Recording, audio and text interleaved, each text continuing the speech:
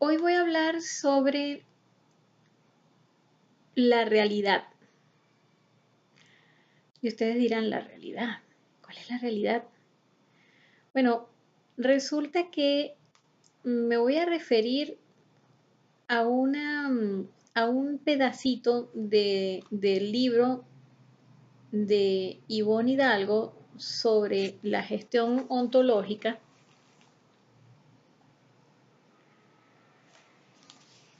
Específicamente lo que tiene que ver con los dominios para lograr una gestión efectiva en cualquier organización, en una empresa. Y es que ella habla de diferentes tipos de dominios. Está el dominio de la realidad, el dominio de la posibilidad, de la relación, de la acción y los resultados y de la gestión del aprendizaje.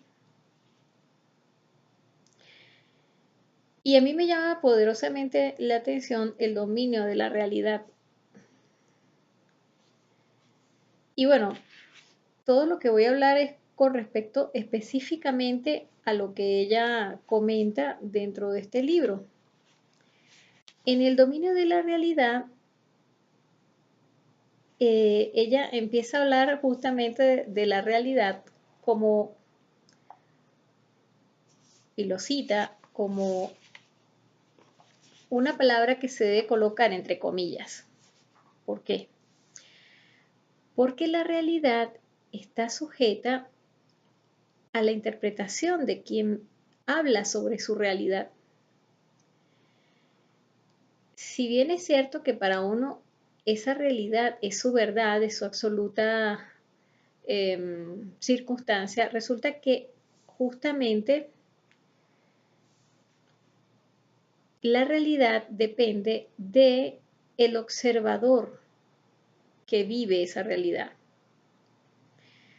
Entonces, justamente esas comillas revelan, y así lo dice la autora, Ivonne Hidalgo, esas comillas revelan el espacio cultural en el que habita ese ser. ¿Ok? Entonces, nosotros no podemos ver ni distinguir nada en independencia de lo que nosotros mismos somos. ¿Ok? Por lo tanto, el mundo que nos rodea va a depender, va a generar un fenómeno en nuestros sentidos que van a permitir percibir esa realidad de esa manera. Por lo tanto, la realidad existe únicamente en donde habitamos, con el cuerpo que tenemos, en el espacio, con las emociones, en el entorno donde estamos. Pongámoslos en este ejemplo. ¿Sabemos cuánto capital de mercado de consultoría cambió y se gestionó en nuestro país actualmente? ¿Sabemos cuántos coaches hay y cuántos de ellos se están ejerciendo de manera activa en este momento? Esas son preguntas que ella hace en el libro. Estoy citando casi que textualmente lo que ella habla. Entonces, este tema de saber qué es lo que está pasando en el instante en el que estamos hablando tiene que ver con tocar y sentir esa realidad. Y no es cualquier realidad. Por ejemplo, si nosotros estamos hablando con otra persona, tendríamos que ver qué tan relevante será esa información con la que me estoy topando. Si con la que estoy coachando, por ejemplo, porque hay cosas que son relevantes y otras que no.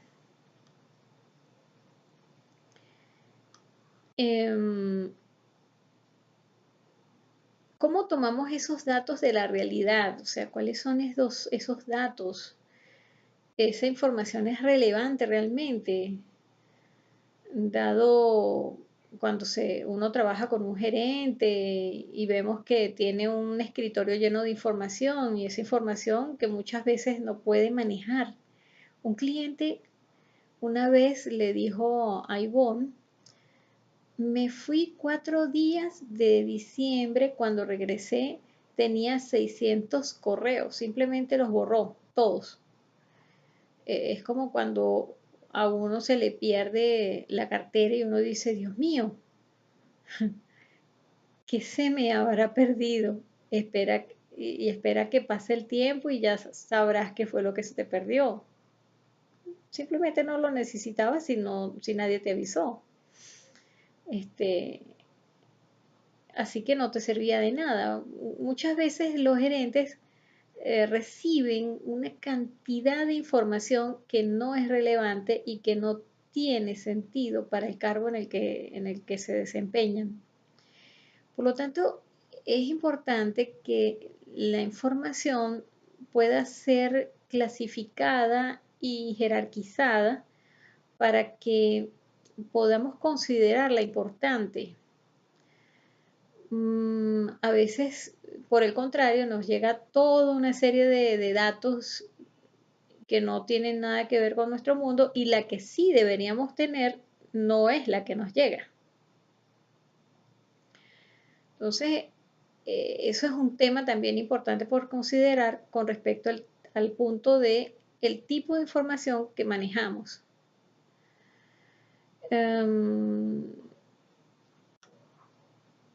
Si, por ejemplo, tenemos que hacer uso de una tecnología determinada y ni siquiera conocemos de qué se trata, ni siquiera sabemos que existe, entonces imagínense a qué mundo pudiéramos resolver, qué mundo pudiéramos ejecutar si ni siquiera sabemos que existe ese tipo de tecnología. Por lo tanto, eso hace muy vulnerable el cargo de un líder y, por supuesto, lo convierte seguramente en una persona incompetente. Existen, por lo tanto, dentro de esa verdad, una herramienta que se llama las afirmaciones. Ahora bien, ¿cuál es esa herramienta que tenemos como observadores para manejar la realidad? Justamente las afirmaciones. Las afirmaciones no solo permiten que la persona sea competente, sino que tenga unos niveles de competencia muy altos, porque eso es lo que nos va a permitir generarnos el respeto del cliente o de la persona con la que estemos conversando, y permite que ese cliente potencial ponga su dinero en una propuesta que nosotros le estamos planteando. Como coach ontológico, tenemos que mostrar que somos una persona que maneja la realidad y no solamente mi propia realidad, sino entonces imagínense llegarle al cliente y que uno sepa por quién está constituida la junta directiva, y o sea, uno tiene que saber la realidad de esa otra persona.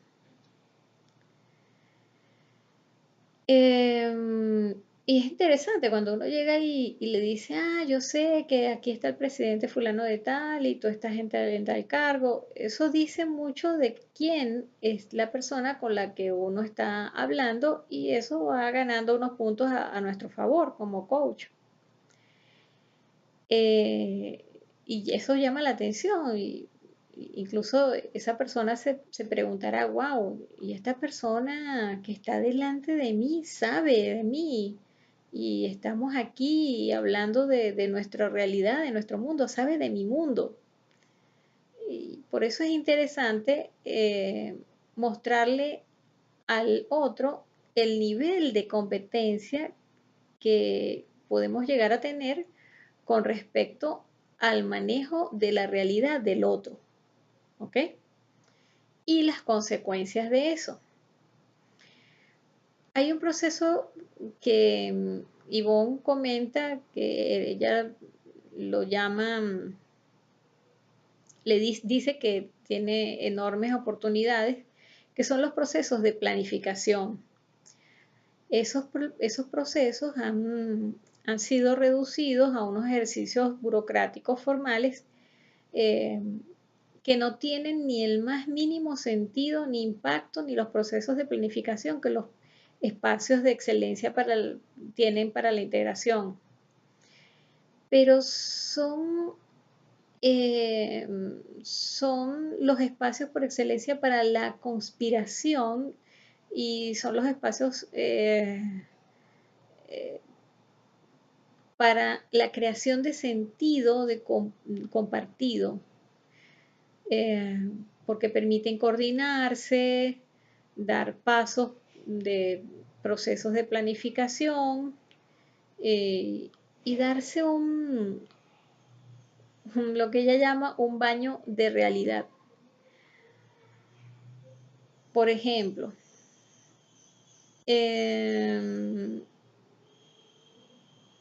hay una pregunta que ella hace sobre en dónde están paradas las empresas, cuántas empresas hay en el mercado, cuál es el ranking y cuál es nuestro estatus. ¿En qué número estamos nosotros? ¿Cuántos estamos vendiendo? ¿Cuánto está vendiendo el otro? ¿Será que estamos parados en cuántas empresas hay en el mercado? ¿Cuál es el ranking? ¿Cuál es nuestro estatus? ¿En qué número estamos nosotros? ¿Ok? El ranking. Las empresas que son efectivas manejan estos datos. Es algo que a nosotros no nos está permitiendo crecer como industria. Es que no estamos siendo competentes en ese dominio de medirnos. Damos cursos de afirmaciones, pero algunas veces no las aplicamos. ¿Okay? Entonces, hay que iniciar un proceso de hacer afirmaciones verdaderas y comprobables. Esto es muy referido a lo que es la ciencia como tal, ¿no?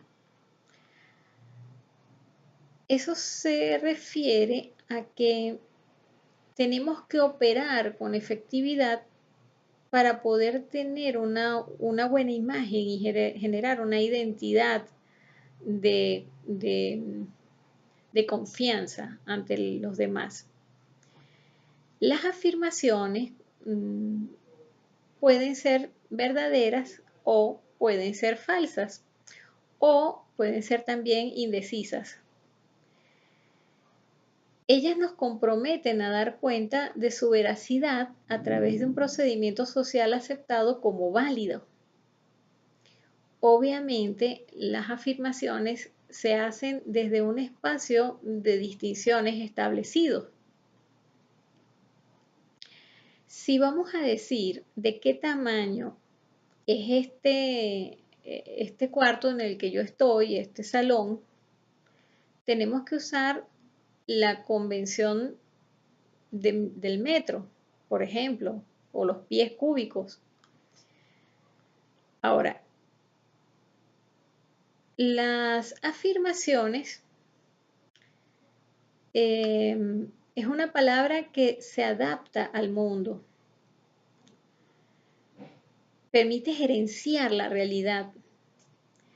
Se hace desde un espacio de distinciones ya establecidas. Como dijimos, por ejemplo, esto puede tener, vamos a suponer, 1, 2, 3, 4 por 4, 4 por 4, 16. ¿Ok? Entonces, pudiéramos tener 16 metros cuadrados acá.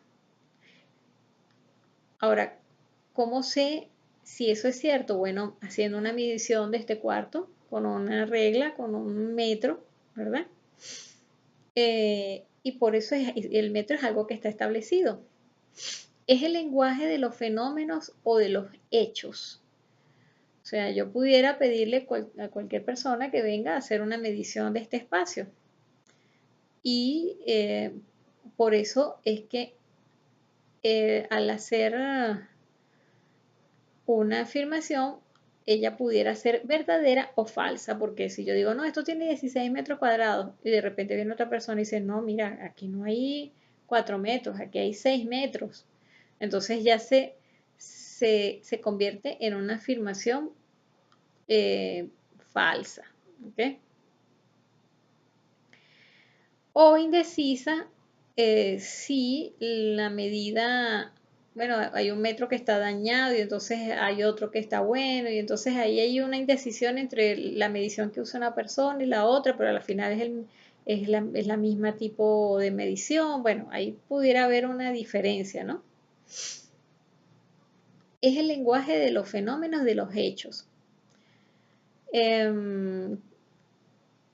Y una vez hecha una afirmación, por ejemplo, si yo quiero que me pongan una pared de un color y otra de otro, entonces, y el piso con un determinado con una determinada cerámica, yo pudiera hacer una medición con el metro y generar un compromiso ante otra persona diciendo, mira, lo que pasa es que yo quiero tantos metros cuadrados de cerámica.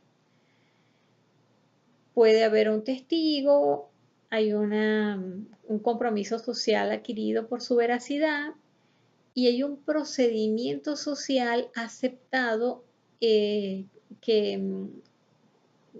que se genera a consecuencia de esa evidencia. ¿Okay? Por eso, decir, por ejemplo, que tenemos la posibilidad de decidir sobre acciones basadas en afirmaciones, genera un compromiso social. ¿Ok? Ella habla de que en el momento que redactó el libro, tenía en ese momento en sus manos, nombran a un nuevo vicepresidente regional para América Latina. La empresa está en un país y esta otra persona que contratan vive en otro país.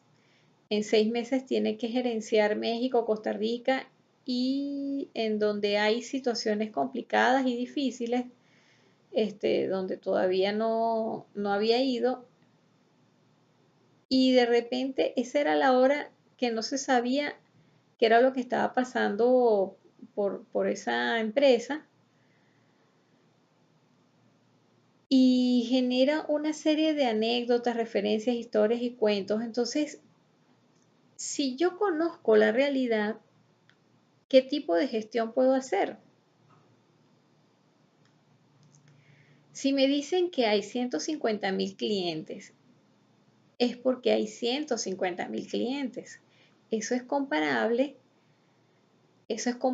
perdón, y alguien tiene ese dato y la manera de llegar hasta él. Pero a veces nos encontramos equipos tremendamente competentes en esto y dónde está todo lo demás, o habiendo competencias en 4 dominios, no las hay en el dominio de la posibilidad. Porque cuando hablamos de la posibilidad, hablamos de un capítulo totalmente distinto al tema de los datos, al tema de los hechos. Y hay una distinción que hace Humberto Maturana cuando separa el mundo de los fenómenos del mundo de las explicaciones.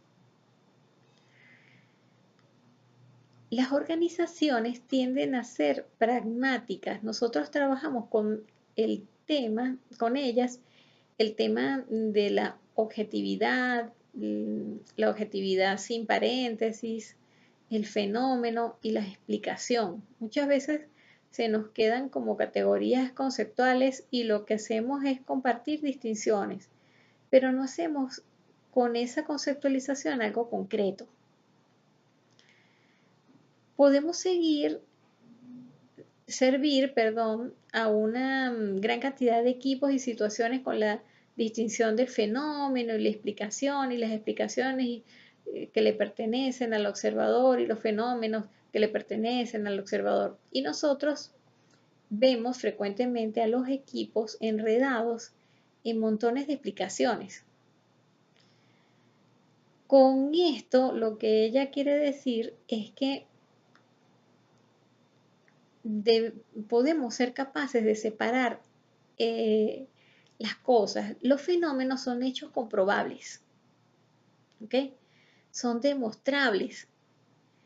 Entonces, se deben separar de todo lo demás.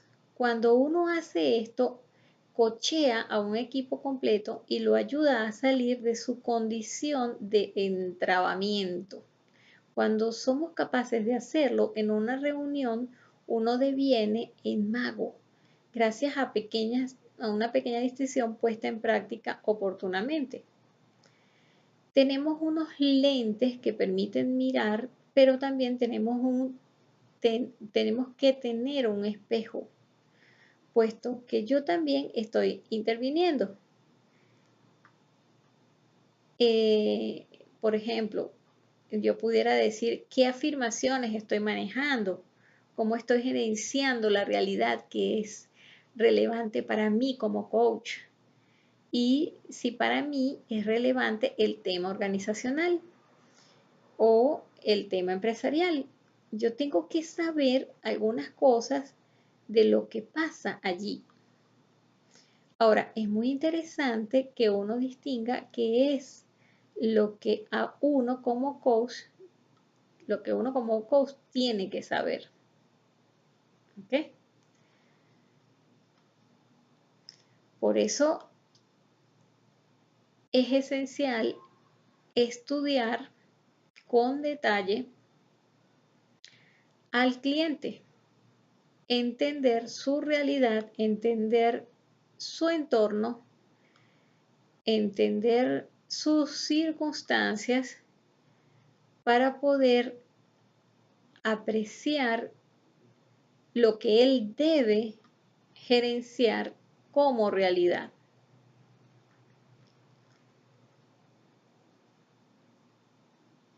Y bueno, estaríamos hablando hasta este punto y luego hablamos sobre el segundo dominio, que es el dominio de la posibilidad, para otro capítulo. Hasta luego.